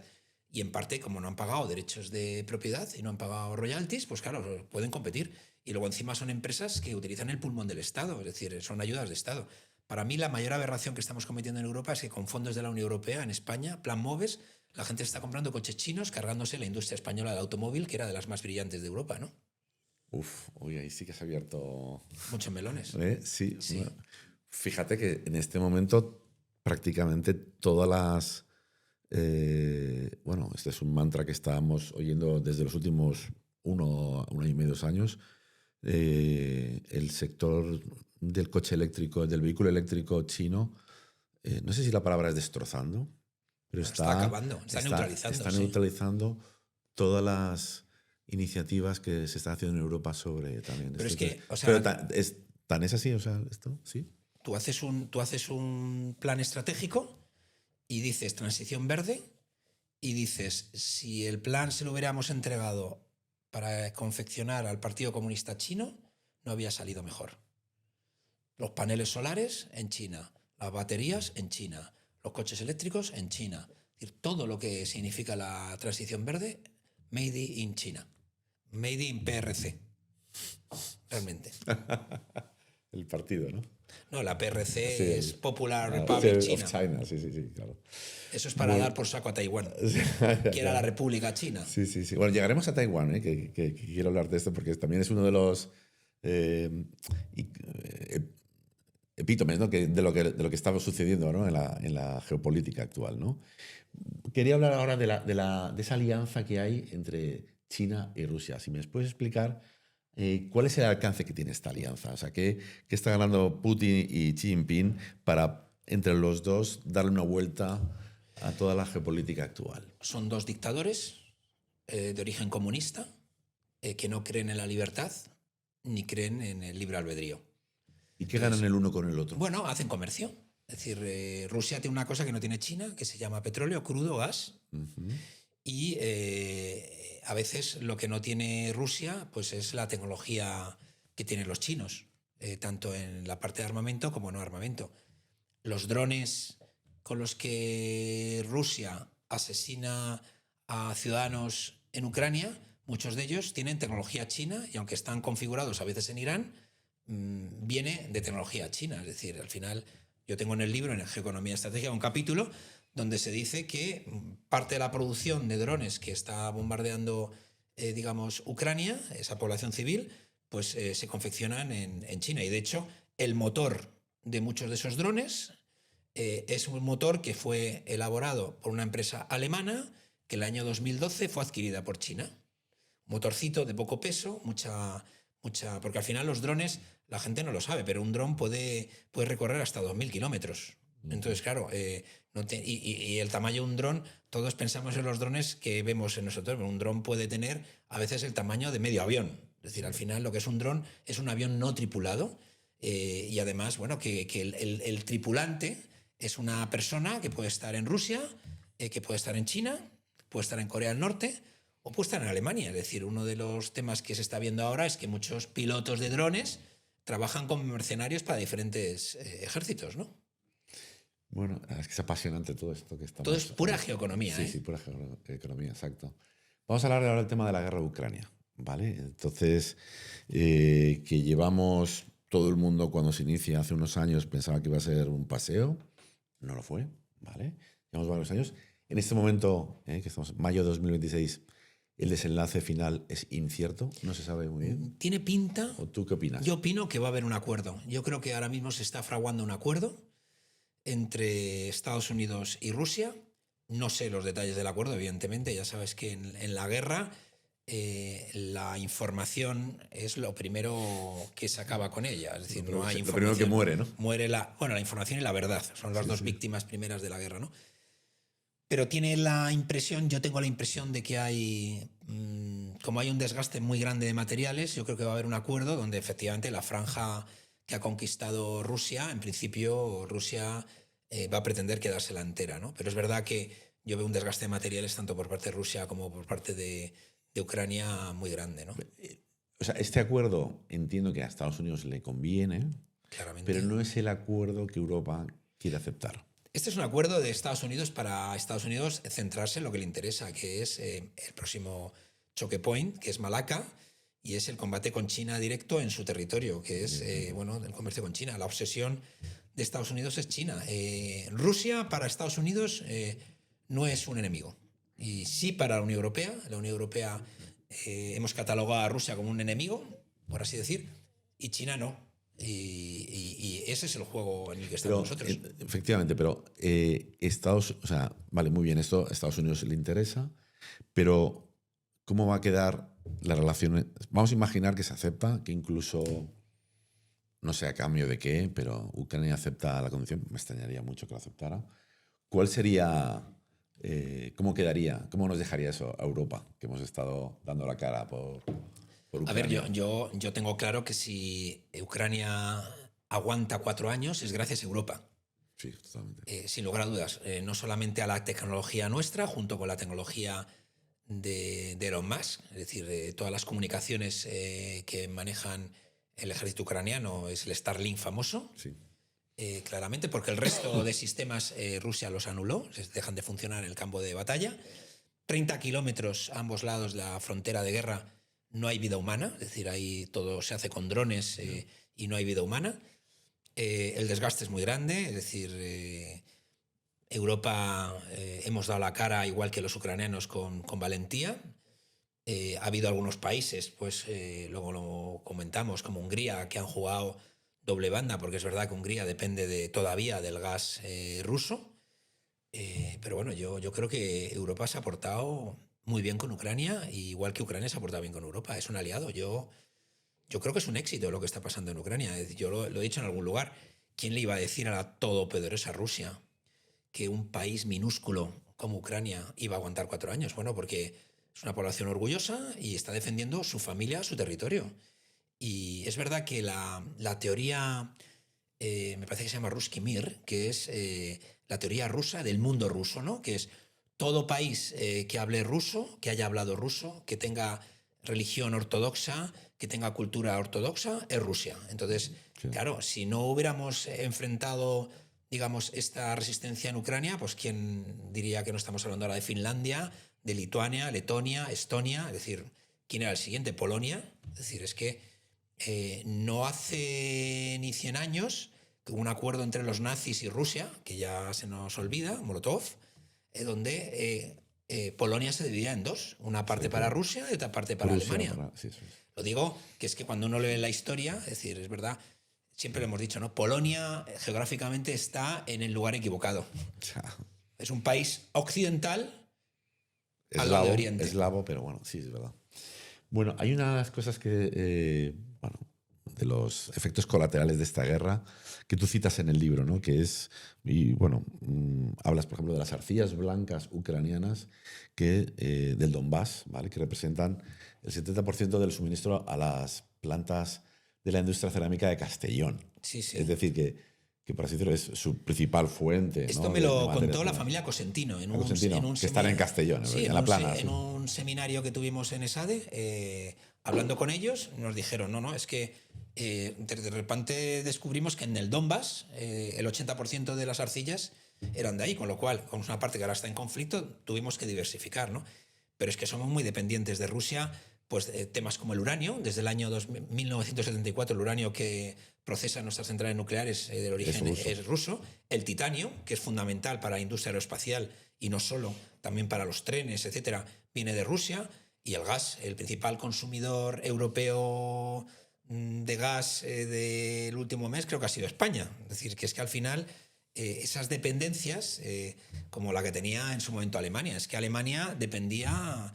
¿Por qué cerró las centrales nucleares Alemania? Porque había un lobby que decía, no, tú cierras las centrales nucleares y depende del gas ruso, ¿no? Y hemos visto lo que ha pasado. Lo que ha pasado. Sí. Que además hay una conferencia de Donald Trump, de su primera presidencia, partiéndose de risa, diciendo que Alemania es que dependía de Rusia del gas. Que dónde estaba su independencia, ¿no? Exacto. Y ahora dependemos del gas americano, de los Estados Unidos. Geoeconomía otra vez. Siempre. Mira, hablando... Bueno, también hablas en tu libro, ¿no? Creo, ¿no? Que cuando hablas el tema de las sanciones que se han puesto en España, en Europa, sí, a todas las empresas y tal. Entonces, claro, desde cuando, bueno, pues qué bonito y tal, pero claro, decías, ¿no? Lo tengo aquí apuntado, ¿no? Que los helicópteros Kamov K-32, que son las bestias apagafuegos Sí. que son, al parecer, tan eficaces, ¿no?, en la lucha contra los Muy incendios, eficaces. contra los bosques. Hemos tenido un verano tremendo de incendios en España y se han quedado en tierra. No se han podido utilizar por las sanciones que Por tenemos las con sanciones, Rusia. efectivamente. Claro. Ese es un ejemplo, quizás el más claro, que no podemos utilizar una tecnología muy potente para apagar fuegos, que son los Kamov K32, me parece que son 8. Las bestias apagafuegos, me parece que tienen 5.000 litros de agua los que pueden soltar sobre los incendios. Y básicamente porque, como los Kamov también están en zona de combate en Ucrania, entraron en una lista y ningún helicóptero Kamov puede ser operado en Europa. No les dan el permiso ese de AESA que te da para operar. Entonces, al principio tuvieron unos permisos provisionales y al final se quitaron. ¿Cuál fue, digamos, la principal medida que nosotros tomamos contra Rusia con la invasión de Ucrania que afecta al principio a los Estados Unidos, perdón, a Rusia? Pues el sistema SWIFT. Es decir, sacas fuera de este sistema económico-financiero a Rusia y le haces daño a sus finanzas. Lo siguiente que haces es congelar las cuentas. Esto has congelado cuentas, como digo yo, de ciudadanos rusos que muchos no tenían que ver nada con Putin, ¿no? Pero es que, no contento con eso, todas las acciones que tenían los europeos en la bolsa rusa también se congelan. Es decir, muchos ahorradores se han quedado con esas empresas congeladas. Es decir, que muchos de los daños colaterales de las sanciones a Rusia nos han afectado a los ciudadanos europeos, ¿no? Y algunos son muy cuestionables, los que he comentado entre ellos, ¿no? Pero bueno, es verdad que al final Rusia inicialmente perdió esa capacidad de vender ese petróleo y ese gas directamente, luego lo hizo a través de la India y otros países. De repente veías que Marruecos, que nunca había comercializado petróleo, pues de repente lo podía hacer, ¿no? Es decir, bueno, que todo esto lo vimos, ¿no? Entonces, bueno, esto es lo que tiene. Cuando un conflicto dura tanto tiempo, la gente se organiza y Rusia se ha organizado. Y a fecha de hoy, yo no veo que las sanciones a Rusia le estén afectando. Es decir, esas sanciones que había a los barcos fantasma que trasladaban el petróleo, pues ahora mismo, últimamente, con el tema de Hormuz, pues ha liberado un poco del petróleo también ruso. Es decir, hay muchos intereses. Sí. Sí, una pena, la verdad. Mira, hay una cosa que tiene que ver con la guerra de Ucrania y es un poco las situaciones absurdas, ¿no?, que se están dando en la evolución de la guerra. Por ejemplo, tengo aquí apuntado, ¿no? Hungría está suministrando el 40% de la energía que consume Ucrania, y luego Ucrania está atacando y bombardeando el oleoducto Druzhba, del que depende Hungría. O sea, uno le suministra, pero por otra parte el otro le ataca, ¿no? Entonces, y luego digamos que la electricidad que recibe Ucrania viene de Hungría. Claro, pero esas son las interdependencias que hay por el comercio mundial. Eslovaquia también recibe también el petróleo y el gas a través de esos oleoductos o gasoductos que hay, ¿no?, en cada caso, ¿no? Es que la economía rusa y la economía europea estaba bastante entrelazada. Nosotros aquí en España lo vemos más lejano porque digamos que nuestras dependencias pues tienen que ver más con Argelia, ahora con Estados Unidos, pero es verdad que en el norte de Europa, Austria, Alemania, pues acuérdate el gasoducto este que se bombardeó nada más empezar. Sí, ¿ahí qué pasó? Bueno, pues pasó que hubo alguien que lo voló. Entonces, ¿quién lo voló? Pues vete tú a saber quién sería, ¿no? Pero ¿Quién sale ganando? Eso es, ¿a quién beneficia? Yo creo que a Ucrania, ¿no? Entonces yo creo que fue el ejército ucraniano. Claro. Pero vamos, no tengo información. Yo siempre digo, cuando hay una víctima, cuando alguien fallece, ¿quién es el beneficiado? Pues ese es el asesino. Que es verdad que a veces funciona, a veces no funciona, ¿no? Desde luego a Alemania no le vino bien. No, está claro. Que había gastado un montón de dinero, gas barato. Esto ha sido un drama porque la industria alemana, la competitividad de la industria alemana ha sido gracias a ese gas barato que ahora no tiene. Por eso hay esa crisis tan potente ahora mismo en Alemania. Claro. Perdón, ¿qué tiene que ver? Tú lo has comentado, estás hablando del suministro de Rusia, del gas ruso a Alemania, y no es exactamente lo que estamos hablando ahora de la guerra, pero como todo está entrelazado, y yo creo que está bien traído que te lo comente, ¿no? ¿Por qué con el tema de la energía nuclear vemos que hay como dos tendencias? La francesa, que es mantener y aumentar toda la planta nuclear, y lo que acabas de decir de Alemania. Alemania eliminó, ¿no? Entonces, que habrá que ver cuál fue el motivo, si disfrazado de política medioambiental o verde y tal, con un lobby detrás.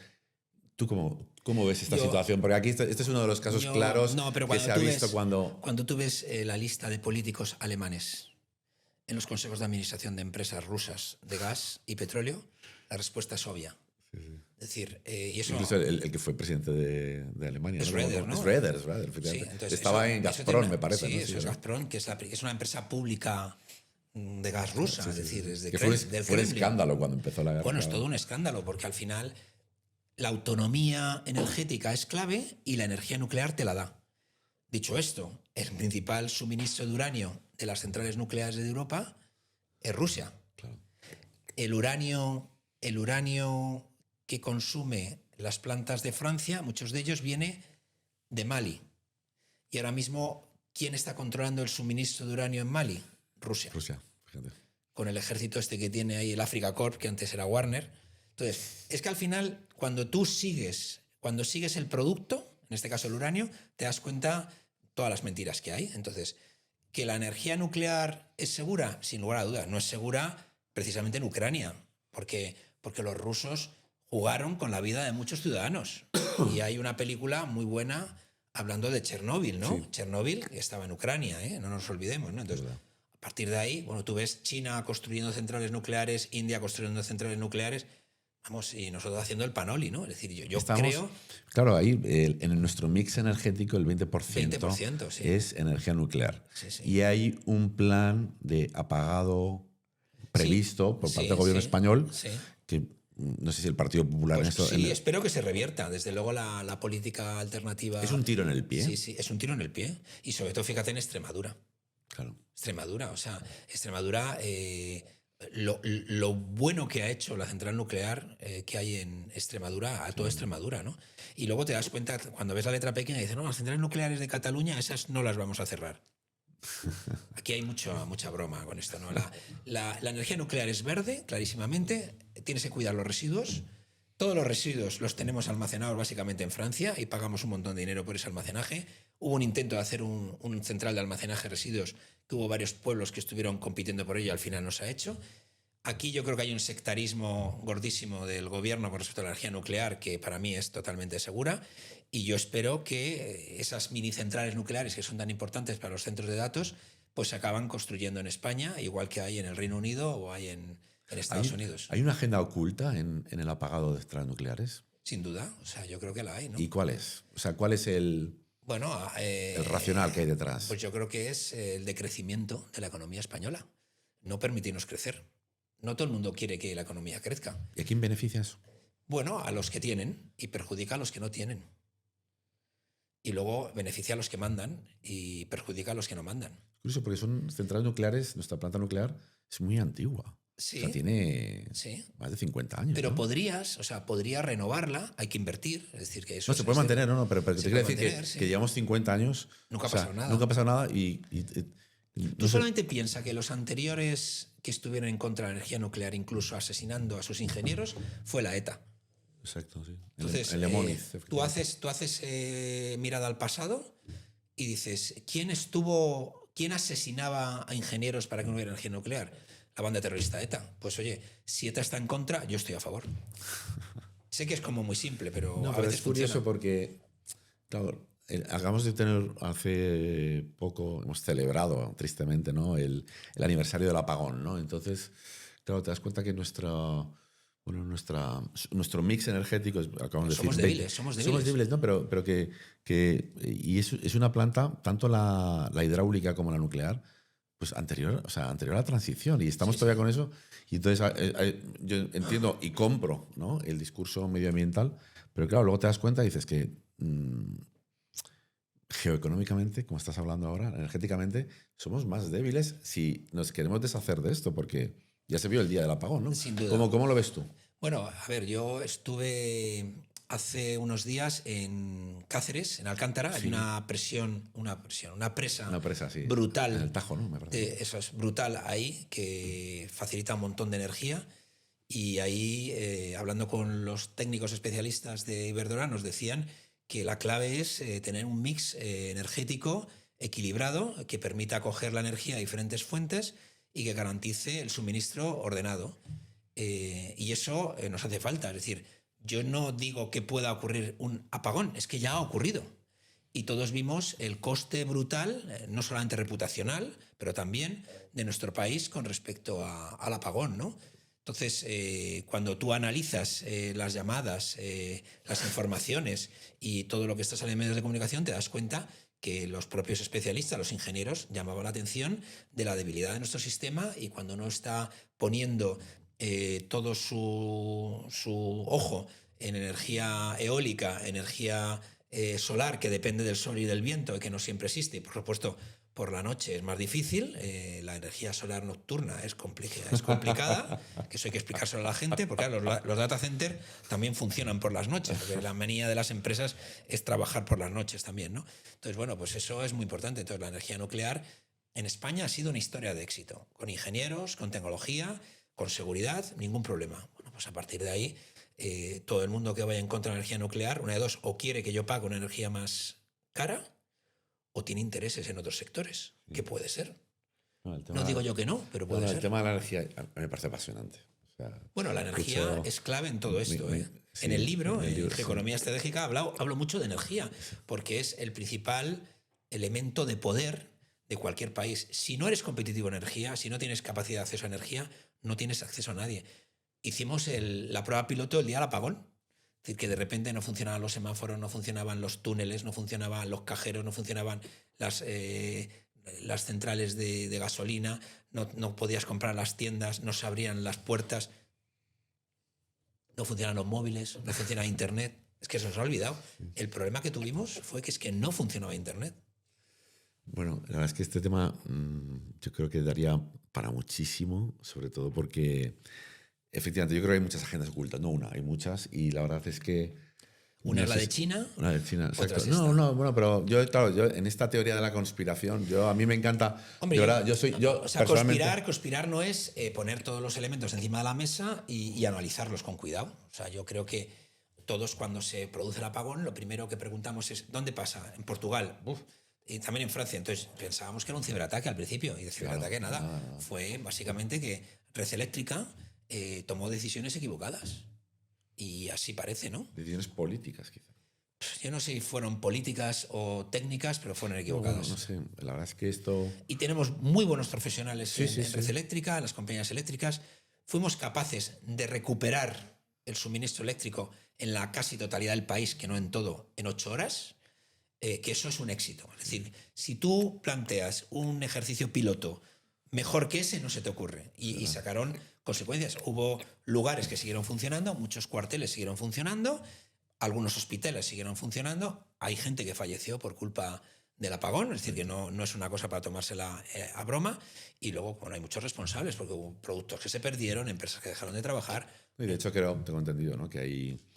Pleitos pendientes, claro, ¿no? Son empresas que han perdido dinero por culpa de la apagón. Hombre, estás de repente que no tienes actividad. Los bancos no podían operar, hacer... ¿no? Claro. Es que acuérdate.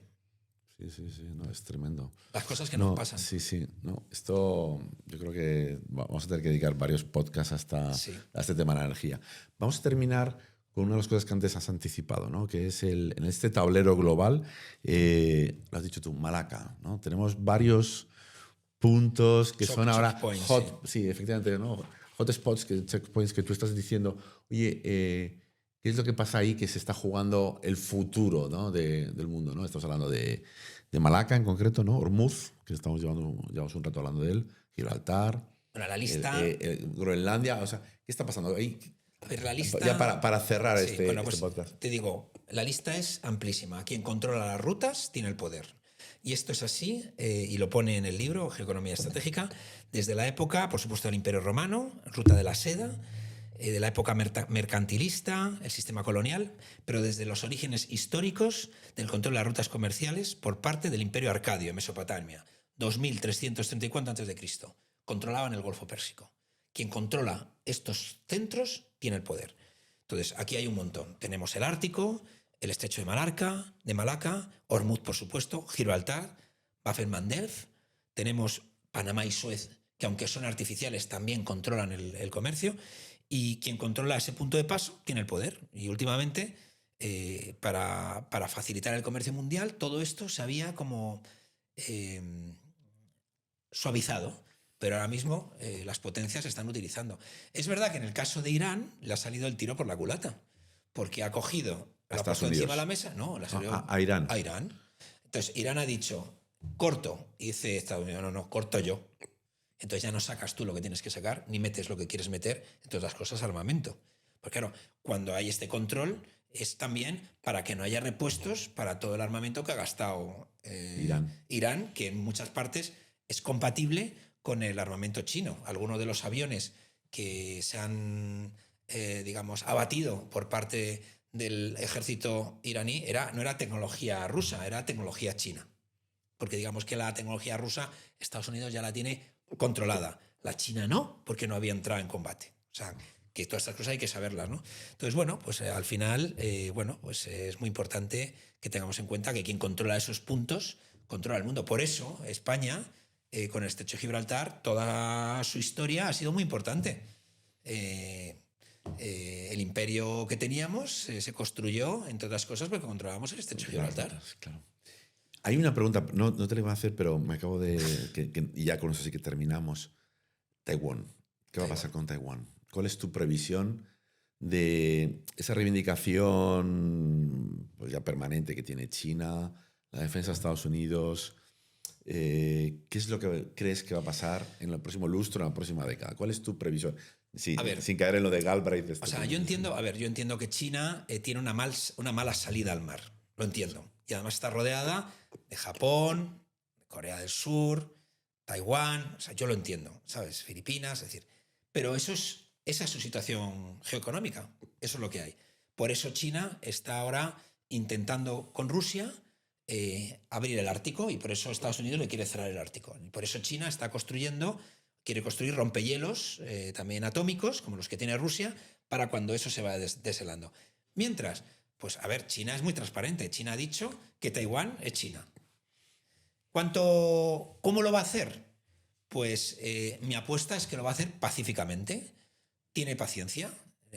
China, a diferencia de Estados Unidos, tiene todo el mundo, todo el tiempo. No tiene unas elecciones en noviembre. Yo creo que la alternativa que quiere China es infiltrarse en el gobierno de Taiwán para que al final en unas elecciones pues haya una mayoría que llegue a un acuerdo con China. La relación entre Taiwán y China en la actualidad es muy amplia, mucho más de lo que pensamos. Hay muchos ciudadanos chinos viviendo en Taiwán, muchos taiwaneses viviendo en China. Es decir, que a partir de ahí, ¿qué es lo que está haciendo Estados Unidos? Dándole un apoyo todo lo que puede a Taiwán. Eso le sienta muy mal a China por razones obvias. Taiwán tiene una posición geoeconómica muy buena en el mundo de los chips, pero es verdad que eso se está diversificando en otros países. Y bueno, vamos a ver, pero mi visión es que China esperará a que Taiwán caiga del árbol como una fruta madura. Una intervención militar del ejército chino en Taiwán sería un desastre. Sobre todo un ejército como el chino, que ya lo hemos visto que sabe desfilar, pero que no tengo yo claro que sepa combatir. Es decir, lleva mucho tiempo sin combatir, y yo siempre he dicho que los ejércitos que desfilan mucho combaten mal.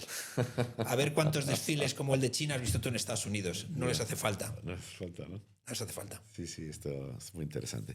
Muy bien, pues José Luis Moreno, autor, lo voy a poner aquí para que se vea aquí, el libro Geoeconomía Estratégica, que tenéis aquí también en el cartel. Os recomendamos. Con ESIC. Con la editorial de ESIC. Eso es. El prólogo de Daniel Lacalle y epílogo de Judith Arnal, el sándwich que decías al principio. Eso, muy recomendable. Os vamos a dejar la descripción con enlace a Amazon, ¿no? en nuestra descripción del vídeo para que lo podáis adquirir si queréis. No sé cuánto cuesta. Pues en torno a 23 euros, pero es divertidísimo. Esto es muy sencillo. Mucho más barato que ese precio. Es para los alumnos, lo que he dicho antes. Para gente que no sepa de economía, le va a entretener su lectura. Y se va a poner al día. Además son capítulos independientes, no es una novela, no hace falta que te lo leas entero. Te puedes leer la parte que te interesa. Puedes hacer cherry picking, puedes ir cogiendo los temas, ¿no? Pues muchísimas gracias, José Luis Moreno, profesor de ESIC, profesor también de la Universidad Francisco de Vitoria, economista, y con una larga trayectoria, ¿no? en política, en consultoría, y que hemos podido compartir un rato muy agradable con él. Muchísimas gracias por tu presencia aquí hoy en el podcast de La Bitácora. Muchas gracias a ti, ha sido un placer. Hasta luego.